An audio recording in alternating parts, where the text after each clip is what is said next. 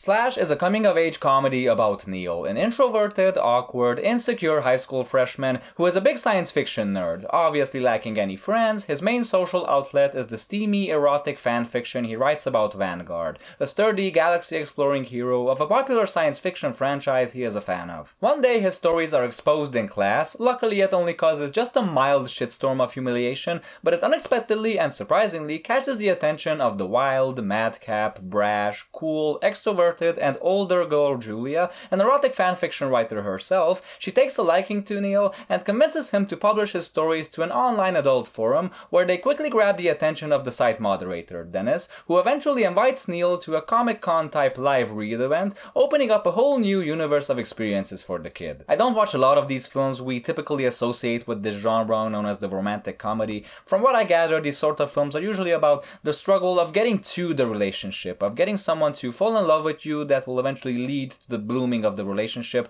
rather than about the struggle of the relationship itself, of maintaining that relationship and of maintaining that love and respect for a fellow human being. There is a reason why breakups and divorces and unrequited love are mostly explored in dramas. I mean, that's the kind of stuff you can't really make fun of, at least it's very hard to do so, unless you want to torture your characters and want to torture your audience along with them, but it doesn't really make for a very fun experience. The period preceding a relationship, the crush, the courting, the flirting, the getting to know each other, it's basically all a fantasy land. It's a period we like to imagine what it will be like. We like to imagine what we would like it to be like, and we'd always imagine that it would be like the perfect relationship is the answer to all of our problems. When in reality, it's completely the other way around. The beginning of a relationship is actually the hardest and most complicated and confusing part of this whole process of letting someone into our lives. The film I really think is much more of a coming-of-age love story. It's definitely funny, it definitely has romance in it, being about these two characters who genuinely seem to like each other in that special way.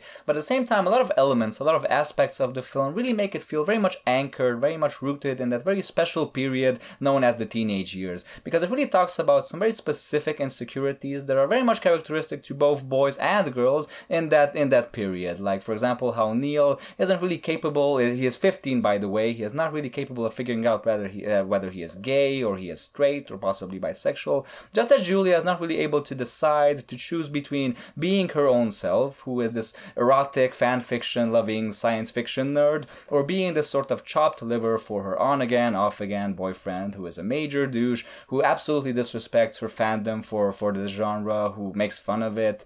You know how them cool girls like those douchebags? I feel like these sort of insecurities and internal conflicts are very much characteristic attributes of the teenager, I don't know much about life, I don't know much about people, or really anything for that matter, but I do gather that once you reach adulthood, once you reach a certain age, you kind of got these sort of things figured out, you know what I mean? And proof of that is, for example, is the character of Dennis, who is a great character, who's a perfect counterpoint for Neil and for Julia. He is a 38-year-old man who says that, yeah, he is gay, he knows that for sure. He might not have anything else figured out in his life, he says so, but at least he has that part figured out 100%. And I think for women as well, I mean, yeah, there is this cliche that women are attracted to the bad boys, but I really do think that after they reach a certain age, the charm of the very scornful, very like macho, loudmouth, alpha male gimmick kind of wears off. At least I fucking hope it does, otherwise I am screwed.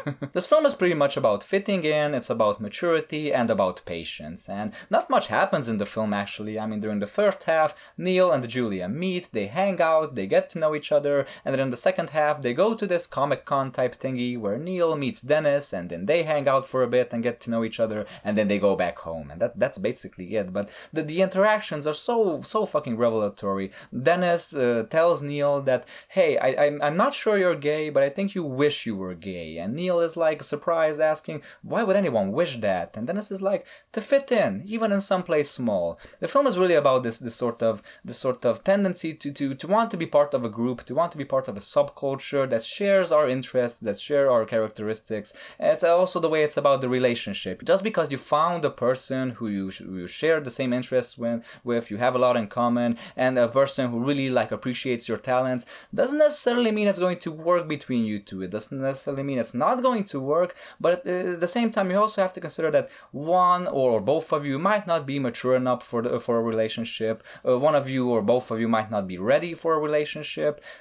Love is very fucking complicated, people. It is complicated, and I think the film really does a great job in transcending that mistake I talked about earlier that romantic comedies seem to make a lot, that they only explore like the preceding period before relationship. You know, like that's the only thing that matters. And this film I really think does a great job in showing you that there's no like real like point zero when it comes to romance. You know, these characters in our film, Neil and Julia, in the beginning they meet and they're not together, obviously, they're just getting to know each other, and then after a while they are kind of together, but they say they are not, they are pretending that they are not, and then after a while they are definitely together, but the very next day one of them is pretending like nothing happened, the other person is like, well, okay, where does this come from? Like, fuck you. But then after a short while, the other person who was pretending that nothing happened gets jealous.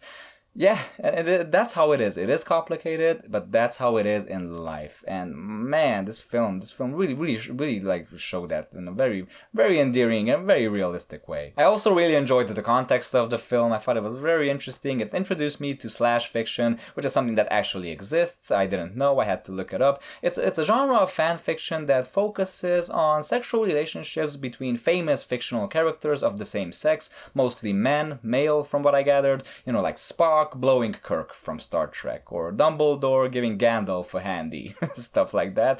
And I really thought it was very interesting. I kind of guessed that stuff like this existed. Like a character in the film even says that if it exists, there is porn about it, okay? But I didn't know it had such a following, that it actually had a subculture around it with conventions and all that. And really fascinating. And I thought it really added an extra layer to the film and really added dimension to our characters. I mean, not only is it bad enough being a science fiction nerd, which is not going to make you many friends anyway, but also being like a fan of this homosexual erotic fan fiction, well, that's really something. And it really made our characters like very, very interesting and very unique. I completely resonated with the story. I resonated with not fitting into your own subculture. You know, like sometimes I have trouble fitting in with mine. I completely resonated with like being a science fiction nerd and not really having anyone to talk to about it, especially during high school. Now I kind of do have friends I can talk to about science fiction, but back then it was non-existent, people. I was as lonely as can be. So I really liked this. I liked the humor. I loved the actors. I even liked the costumes. I mean, especially during the Vanguard scenes, which some of them are actually recreated in the film. It's not anything pornographic in the slightest, so don't worry about anything like that. I mean, who knew? Very old school science fiction-y costumes, which are really, really cool in a film that's not even science fiction. Wow. I definitely liked it. I definitely recommend it. If you're a fan of indie films, definitely give this a try. And what can I say? What can I ask? What are some of your favorite, like, indie, coming-of-age romantic films? Really curious to know. Thanks for watching my review. I hope you enjoyed it. If you have, don't forget to like, comment, and subscribe so I can see you later with other reviews. And until then, folks, as always, stay cool, stay awesome, and goodbye.